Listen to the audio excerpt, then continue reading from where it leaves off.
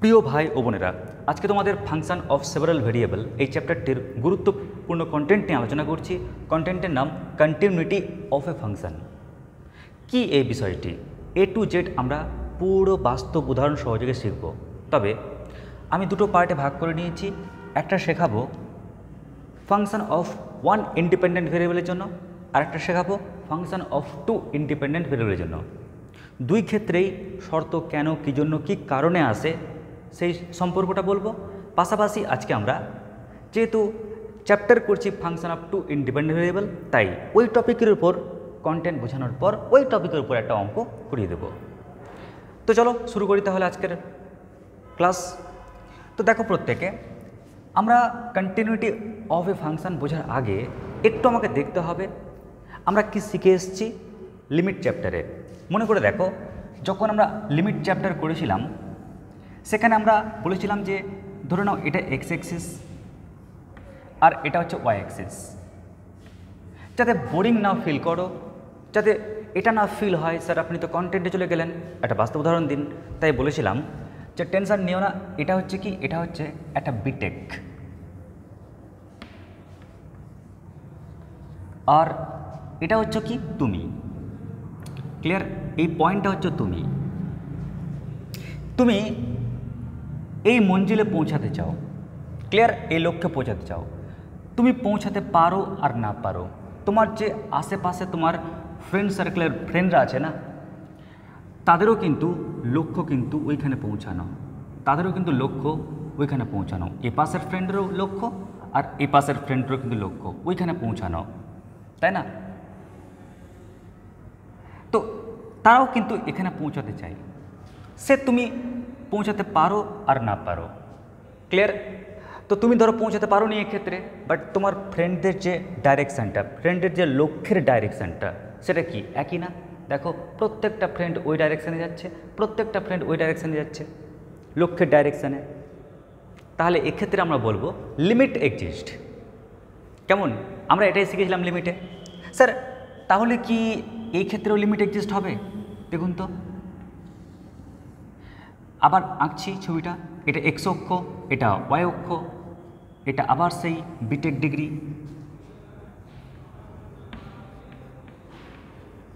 আর এটা হচ্ছে তুমি, তোমার সারাউন্ডে একটা অঞ্চল নিয়ে নিলাম। তো এক্ষেত্রে তুমি যেমন তোমার লক্ষ্যে পৌঁছাতে পারো নি, তুমি কি করেছো, তোমার লক্ষ্যে তুমি ঠিক এবার পৌঁছে গেছো। আর তোমার আশেপাশে যে বন্ধুরা আছে না, তারাও কিন্তু তোমার সঙ্গে সঙ্গে তারাও কিন্তু লক্ষ্যটাতে পৌঁছে গেছে। তা স্যার তাহলে কি এক্ষেত্রেও কি লিমিট এক্সিস্ট হবে? তো মাথায় রাখবে, আমি তোমাদেরকে বারবার লিমিট বোঝানোর সময় বলেছিলাম তুমি পৌঁছাতে পারো, তুমি পৌঁছাতে পারো আর না পারো, ওটার উপরে কোনো ফ্যাক্টর হয় না। দেখতে হবে যে তোমার বন্ধুরা লক্ষ্যে পৌঁছেছে কিনা। যদি বাই চান্স দেখতে পাও তোমার বন্ধুরা, দেখো এই ক্ষেত্রে কি হয়েছে, এই ক্ষেত্রে তোমার বন্ধুরা লক্ষ্যে পৌঁছেছে, এ পাশের বন্ধুরা লক্ষ্যে পৌঁছেছে, এ পাশের বন্ধু লক্ষ্যে পৌঁছেছে। কেমন করে লিখতাম? Limit x tends to A minus, তাই না? কারণ এ পাশের বন্ধুর নাম কি এ মাইনাস, এ থেকে কিছু বিয়োগ করলেই তো আমরা এগুলো পাবো। এ থেকে বিয়োগ করো তাহলে আমরা এক্সের এই মানগুলো পাবো। তাই limit x tends to A minus F x, তার মানে কি এ পাশের বন্ধু আর ওই পাশের বন্ধু limit x tends to A plus F x. তাহলে এই পাশের বন্ধুর লক্ষ্য আর ওই পাশের বন্ধুর লক্ষ্য যদি সমান হয়ে যায়, যেমন এক্ষেত্রে সমান হয়ে গেছে, তাই আমরা বলি কি limit exist.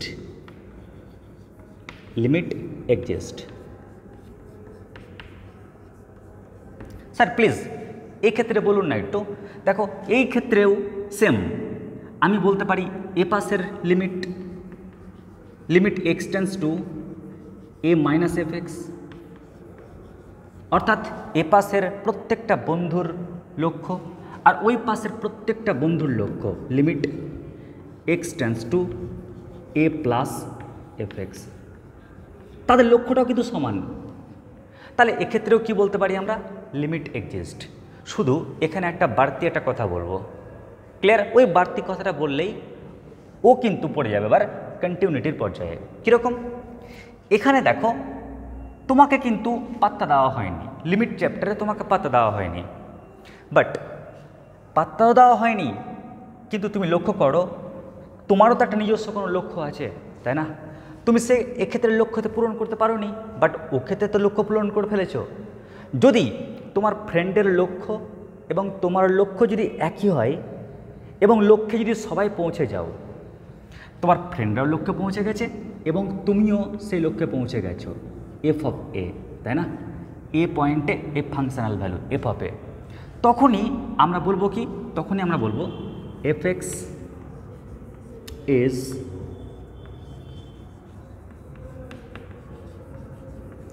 Continuous at X equal to A. ব্যাস, এটা হচ্ছে লিমিট আর কন্টিনিউটির মধ্যে একটা পার্থক্য, আর কিছুই না। লিমিটে কি হয়, আমরা জাস্ট দেখব যে তোমার বন্ধুর লক্ষ্যটা একই হচ্ছে কিনা, সে তোমার হোক না হোক, তোমার হোক না হোক, তোমার বন্ধুদের লক্ষ্যটা একই হচ্ছে কিনা।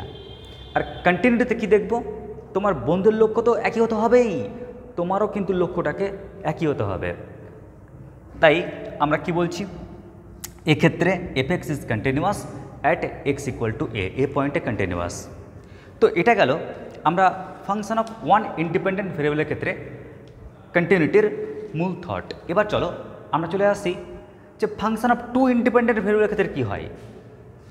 তো এক্ষেত্রে তো তোমরা জানো প্রত্যেকে যে আমরা 3D নিয়ে কাজ করব, তাই 3টে অক্ষ আগে এঁকে নিই। কেমন? 3টে অক্ষ এঁকে নিই। স্যার আপনি কী আঁকছেন?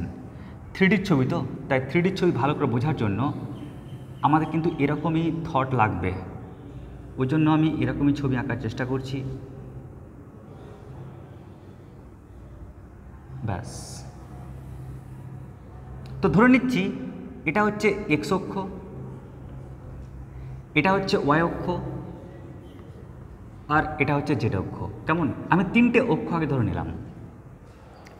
এবার তোমরা প্রত্যেকেই জানো যখন 3Dর ছবি আঁকতে চাইছি তখন নিশ্চয়ই আমরা এক্ষেত্রে কী পেতাম, বিটেক হিসাবে একটা কার্ভ পেতাম, বাট ওখানে কিন্তু একটা কার্ভ পাবো না। ওখানে কি পাবো? কার্ভের জায়গায় পাবো একটা সারফেস, একটা তল পাবো। তো চলো আমি সারফেসটাকে এভাবে আঁকছি। হ্যাঁ, আমরা এরকম সারফেস পাবো, একটা তল পাবো। ক্লিয়ার? আচ্ছা, এখানে যেমন আমরা এক্স অক্ষের উপর, যাকে রিয়াল অক্ষ বলছি, তার উপরই তো আমরা পয়েন্ট নিতাম, এক্সের মান নিতাম, বাট এখানে আমরা কোথায় পাবো? একটা তলের উপর পাবো। কোন তলের উপর পাবো? এক্স ওয়াই সমতলটার উপর পাবো। তাই চলো আমি ওই এক্স ওয়াই সমতলটা নিয়ে নিলাম। ক্লিয়ার? সমতল পিছনেও রয়েছে, সাইডেও রয়েছে, এই সাইডেও রয়েছে, সামনেও চলবে, কিন্তু আমি একটা ছোট্ট একটা অংশ নিলাম যাতে বুঝতে পারো। এবার আমরা যেমন এক্স অক্ষ বা রিয়াল অক্ষের উপরে পয়েন্ট নিতাম, তো চলো আমি এই তলটার উপর একটা বিন্দু নিচ্ছি ভালো জায়গায়, যাতে তোমাদের সুবিধা হয় দেখতে। তাহলে আমি ওই জায়গায় নিলাম। স্যার ওখানে কেমন করে পৌঁছাবো? ওই তলে পৌঁছাতে গেলে এক্স অক্ষ বরাবর কিছু আসতে হবে আর ওয়াই অক্ষ বরাবর কিছু যেতে হবে। তো এক্স অক্ষ বরাবর যদি এ ডিস্টেন্স আসি, ওয়াই অক্ষ বরাবর বি ডিস্টেন্স যাই, তাহলে এই পয়েন্টটা কী হচ্ছে? এ কমা বি। আর আমরা প্রত্যেকে জানি ওই পয়েন্টে আমরা অবশ্যই একটা ফাংশনাল ভ্যালুও পাবো। ক্লিয়ার? ব্যাস, আমরা মোটামুটি এরকম তৈরি করে রাখলাম। এবার লিমিটের ক্ষেত্রে কি হয়? লিমিটের ক্ষেত্রে আমরা জানি যে আমরা ওই পয়েন্টের আশেপাশে একটা অঞ্চল আগে নিয়ে নিলাম। ক্লিয়ার? ওই পয়েন্টের আশেপাশে, যেমন আমি এই পয়েন্টের আশেপাশে একটা অঞ্চল নিয়ে নিয়েছি, যে অঞ্চলে তোমার বন্ধুরা আছে বিটেকের। তো এখানে কিন্তু এই কার্ভটা কার মতো কাজ করবে? বিটেকের মতো কাজ করবে। আর এটা হচ্ছে এটা হচ্ছে তোমার লক্ষ্য। ক্লিয়ার? তো তুমি তোমার লক্ষ্যের নাও পৌঁছাতে পারো বা পৌঁছাতেও পারো। তো আমি চলে এখানে পৌঁছাতে পারারই গল্প বলছি। কেমন? কারণ কন্টিনিউটির ব্যাপার আসবো, তাই কারণ কন্টিনিউটির ব্যাপারটা তোমরা এখানে বুঝে গেছো, এই কারণে একটু আমি সাহস পেলাম বলতে। তো দেখো তোমার এই সাইডে, মানে আমি চার সাইড থেকে কিন্তু কেসটা ঘটবে। কেমন? তো দেখো তোমার এই সাইডের যারা ফ্রেন্ড রয়েছে না, তাদেরও লক্ষ্য কোনটা? তাদের লক্ষ্য হচ্ছে এই পয়েন্টের দিকে আসা। আবার এই সাইডে যারা বন্ধু রয়েছে তাদেরও কিন্তু লক্ষ্য হচ্ছে কি বলতো, তাদের লক্ষ্য হচ্ছে কি ওই পয়েন্টের দিকে আসা। ক্লিয়ার? মানে ভাবো, তোমার এপাশেও বন্ধু আছে, এপাশেও বন্ধু আছে, মানে চারিপাশ থেকে বন্ধু আছে। প্রত্যেকটা বন্ধুর লক্ষ্য একটাই, যে তারা কোথায় পৌঁছাতে চাইছে? এই পয়েন্টের কাছে পৌঁছাতে চাইছে। তার মানে আমি কি দেখতে পাচ্ছি? এপাশের বন্ধু, ওপাশের বন্ধু, যাকে আমরা বলতে পারি এরকমভাবে, x, y tends to a, b। কেমন?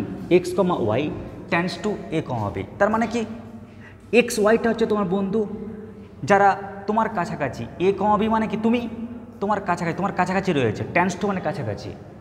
তো তোমার বন্ধুরা তোমার কাছাকাছি অবস্থানে রয়েছে। ওই পয়েন্টে আমরা কি করব? আমরা ওদের লক্ষ্যগুলোকে বের করব। ক্লিয়ার? আমরা তার লিমিট বের করছি, অর্থাৎ লক্ষ্যটাকে বের করছি। সেই লক্ষ্য যদি তোমার লক্ষ্যের সঙ্গে সমান হয়ে যায়, তোমার লক্ষ্য বলতে কি a, b তো তুমি, ওই পয়েন্টটা তো তুমি, তো তোমার পয়েন্টে লক্ষ্যটা কি হচ্ছে? f of ab। তোমার পয়েন্টের লক্ষ্যটা কি? f of ab। স্যার কেমন করে স্যার? কারণ দেখো এই কার্ভটা কি, এই কার্ভটা হচ্ছে z equal to f of x, y, তাই না? কারণ দুটো ইন্ডিপেন্ডেন্ট ভেরিয়েবল আছে। যখন তুমি এক্সের ভ্যালু a, ওয়াইয়ের ভ্যালু b পুট করছো, তখন z এই হাইটটা পেয়ে যাচ্ছ। এই হাইটটা পাওয়া মানে তো ওই লক্ষ্যে পৌঁছে যাওয়া, মানে ফাংশনাল ভ্যালু পেয়ে যাওয়া। তার মানে দেখো তোমার ফ্রেন্ডের যে ডাইরেকশান, ফ্রেন্ডের যে লক্ষ্য আর তোমার যে লক্ষ্য, এটা কি সমান হয়ে গেছে না? যদি সমান হয়ে যায় তাহলে আমরা কি বলতে পারি? আমরা বলতে পারি f of x, y is continuous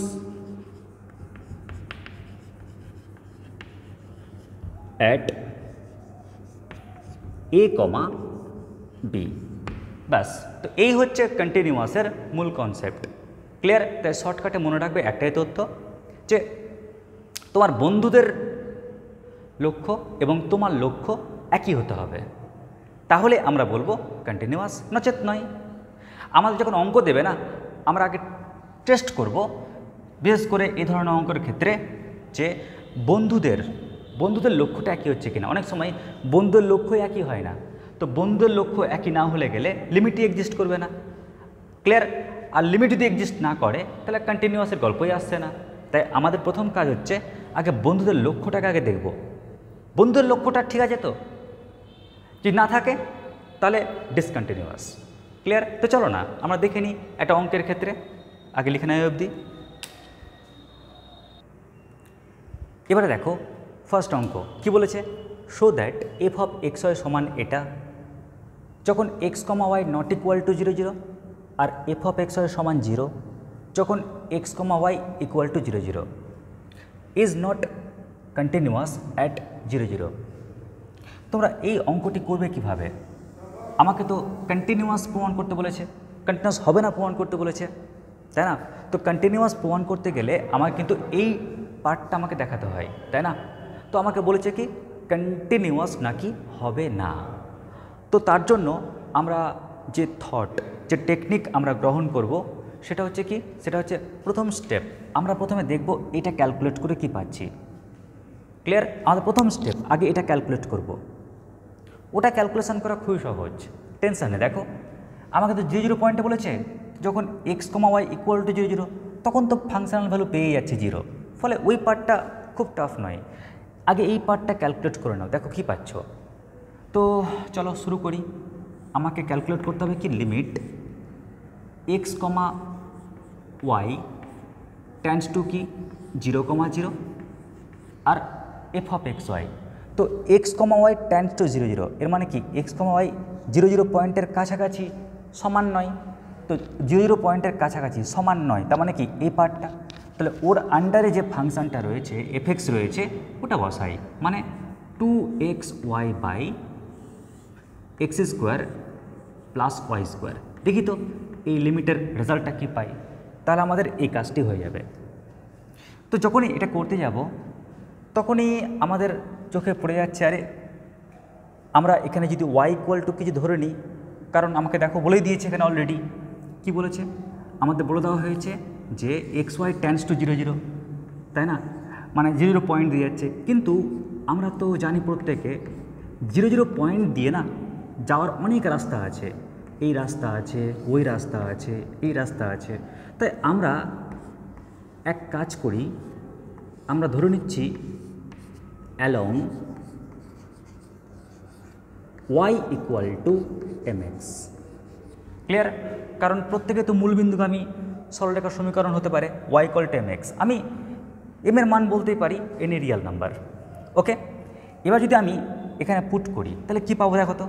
যদি আমি পুট করি তাহলে আমরা পাবো এখানে লিমিট, যখনই mx পুট করব তখন পুরোটাতে এক্সে পরিণত হয়ে যাবে, তাই x টেন্স টু কত 0, 2 ইন্টু এক্স ইন্টু ওয়াই মানে কত mx, X square plus Y square মানে কত হবে m স্কোয়ার এক্স স্কোয়ার। তাহলে তুমি যদি উপর নিচ ক্যালকুলেশন করো, দেখো উপরে এক্স স্কোয়ার নিচে এক্স স্কোয়ার কমন নিয়ে কেটে যাবে, আলটিমেটলি ওখানে পড়ে থাকবে কি, পড়ে থাকবে কেবলমাত্র 2m by 1 plus m square. তো এখানে তো আর এক্সের মান বসানোর জায়গা নেই, ফলে ওটাই থাকবে উত্তর। তাহলে দেখো আমি ওর লিমিট ক্যালকুলেট করলাম, এটা পেলাম। কিন্তু আমি কি লিমিটের উত্তরটা কি একই পেলাম, একটাই কি পেলাম? পেলাম না। কেন? কারণ এম এর বিভিন্ন মানের জন্য কিন্তু আমরা লিমিটের মানও বিভিন্ন পাবো। তার মানে কি, which is different, which is different for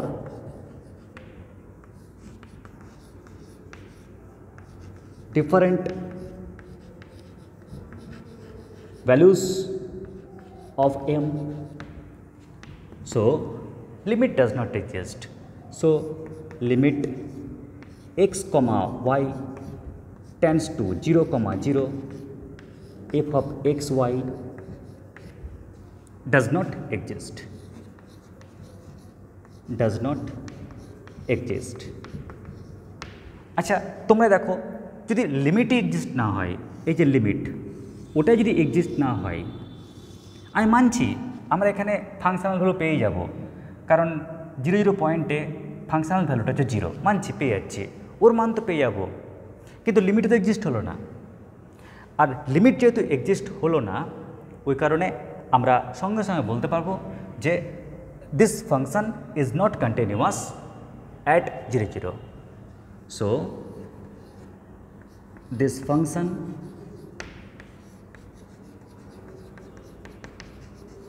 is not continuous